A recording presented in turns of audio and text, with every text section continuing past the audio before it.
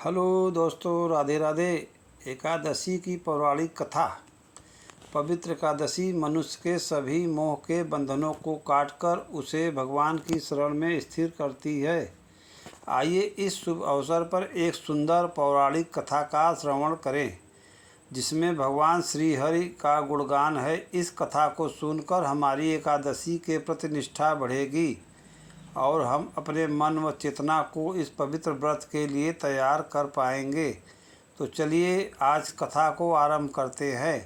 प्राचीन काल की बात है। नैमिषारण्य में अनेक विद्वान, तेजस्वी और तपस्या से शुद्ध ऋषि मुनि एकत्रित हुए। ये सभी वेदों के प्रचंड पंडित और तत्वदर्शी थे। उस दिन वहाँ एक विशेष संवाद हो रहा था। सर्वश्रेष्ठ भगवान कौन है? चर्चा में मुख्य रूप से 3 देवताओं के नाम थे।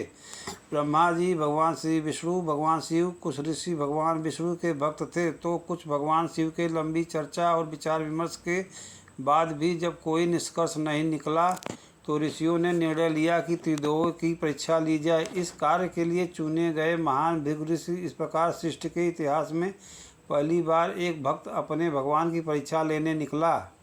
भृगु ऋषि सबसे पहले ब्रह्मालोक पहुँचे जहाँ ब्रह्मा जी विराजमान थे। हालांकि ब्रह्मा जी भृगु ऋषि के पिता हैं, परंतु उस दिन भृगु अपने पिता से मिलने नहीं बल्कि उनकी परीक्षा लेने आए थे।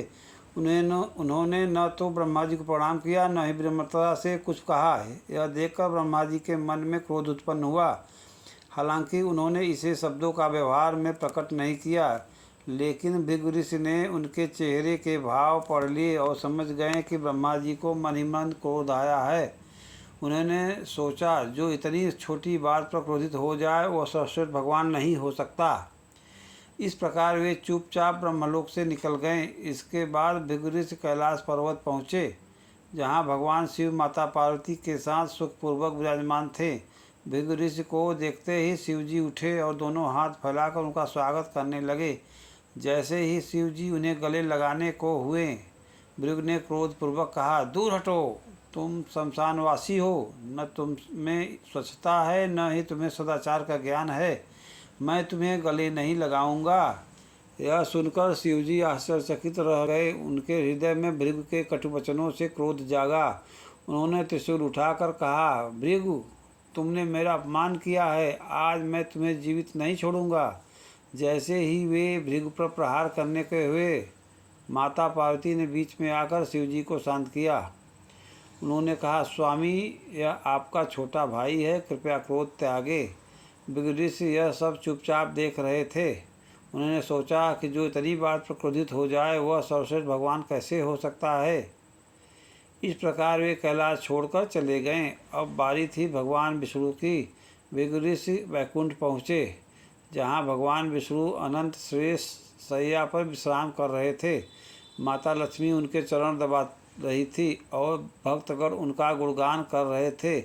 भृगु ऋषि ने अचानक भगवान विष्णु की छाती पर अपने पैर से जोरदार प्रहार किया। धड़ाम की आवाज़ हुई। भगवान विष्णु ने आंखें खोली और सामने भृगु को देखा। सभी को आश्चर्य हुआ कि अब भगवान क्या करेंगे, लेकिन भगवान विष्णु तुरंत उठे, हाथ जोड़े और विनम्रता पूर्वक बोले, हे ऋषिवर, मेरी छाती अत्यंत कठोर है, कहीं आपके चरणों को चोट तो नहीं लगी? आइए मैं आपके चरण दबा दूं, मुझे क्षमा करें। यह सुनकर भृगु ऋषि अवाक रह गए। उन्हें विश्वास नहीं हुआ कि इतने बड़े अपमान के बाद भी भगवान विष्णु इतने दयालु और विनम्र हो सकते हैं। भृगु ऋषि ने देखा कि ब्रह्मा जी के मन से क्रोध किया, शिवजी ने शब्दों और व्यवहार से क्रोध प्रकट किया, किंतु भगवान विष्णु ने अत्यंत अपमान सहने के बाद भी विनम्रता और करुणा दिखाई। इससे वे समझ गए कि सर्वश्रेष्ठ भगवान श्री विष्णु है।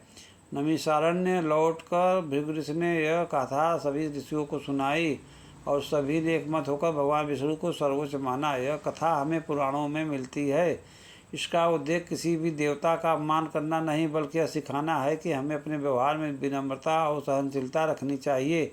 यह भगवान की एक लीला है जो जीवों को आदर्श जीवन का मार्ग दिखाती है।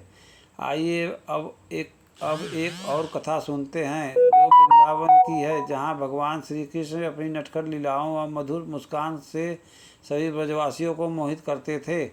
कोई उन्हें पुत्र मानता, कोई सखा, कोई प्रियतम तो कोई तारणहार। गोपियों का प्रेम तो माधुर्य भाव में था।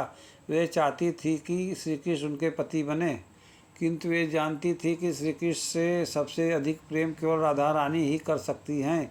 एक दिन गोपियाँ ने राधा रानी को घेर लिया और बोली, हे वृषभानु नंदिनी, हे राधे, आप तो शास्त्रों की ज्ञाता हैं, श्री कृष्ण को प्रसन्न करने का कोई व्रत बताइए जो देवताओं के लिए भी दुर्लभ हो। राधा रानी ने मुस्कुराते हुए कहा, श्री कृष्ण की प्रसन्नता के लिए एकादशी व्रत करें, इससे साक्षात श्री कृष्ण आपके वश में हो जाएंगे, इसमें कोई संशय नहीं। गोपियों ने पूछा, हे राधिके, क्या पूर्व काल में किसी ने यह व्रत किया था?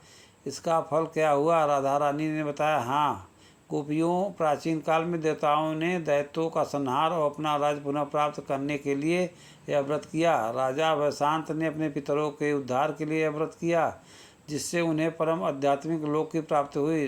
लुम्पक नामक राजा ने, जिसे उसके परिवार ने त्याग दिया था, इस व्रत से अपना राज्य और परिवार पुनः प्राप्त किया। भद्रावती नगरी के पुत्रहीन राजा को इस व्रत से पुत्र रत्न मिला। एक ब्राह्मणी को स्वर्ग की प्राप्ति हुई। पुष्पदंती और माल्यवान यक्षों को पिशाच योनि से मुक्ति मिली। भगवान राम ने रावण वध और सेतु निर्माण से पहले यह व्रत किया। प्रलय के अंत में देवताओं ने जगत कल्याण के लिए यह व्रत किया। ऋषि मेधावी को अप्सरा के दोष से मुक्ति मिली। गंधर्व ललित को राक्षस योनि से मुक्ति मिली। राजा अम्बरीश, रुक्मांगद और हरिश्चंद्र ने भी इस व्रत से भौतिक और आध्यात्मिक सिद्धि प्राप्त की। राधा रानी ने कहा, हे गोपियों, एकादशी सभी तिथियों में परमेश्वरी है, इसके समान कोई तिथि नहीं है। इस व्रत से आप श्री कृष्ण को अवश्य प्रसन्न करेंगी। यह सुनकर गोपियों ने पुरुषधा से एकादशी व्रत का संकल्प लिया। उनके भक्ति भाव से श्री कृष्ण ने प्रसन्न हुए कि मार्गशीर्ष पूर्णिमा को उन्होंने गोपियों के साथ रास नृत्य किया। एकादशी व्रत भौतिक सुख, समृद्धि और मृत्यु के बाद परम आध्यात्मिक लोक की प्राप्ति देता है। यह पितरों के उद्धार का भी साधन है। यदि आप अपने पितरों के लिए यह व्रत रखना चाहते हैं तो संकल्प लेते समय गंगा जल हाथ में लेकर भगवान से उनके उद्धार की प्रार्थना करें। एकादशी के नियमों का पालन करें। अगले दिन पारण के समय किसी सुयोग्य ब्राह्मण या वैष्णव को भगवान का प्रसाद खिलाएं, दान दक्षिणा दें और व्रत का फल पितरों की उच्च गति के लिए अर्पित करें, फिर स्वयं पारण करें। दोस्तों, आशा है कि यह कथा और यह जानकारी आपको पसंद आई होगी। अगर पसंद आई हो तो वीडियो को लाइक करके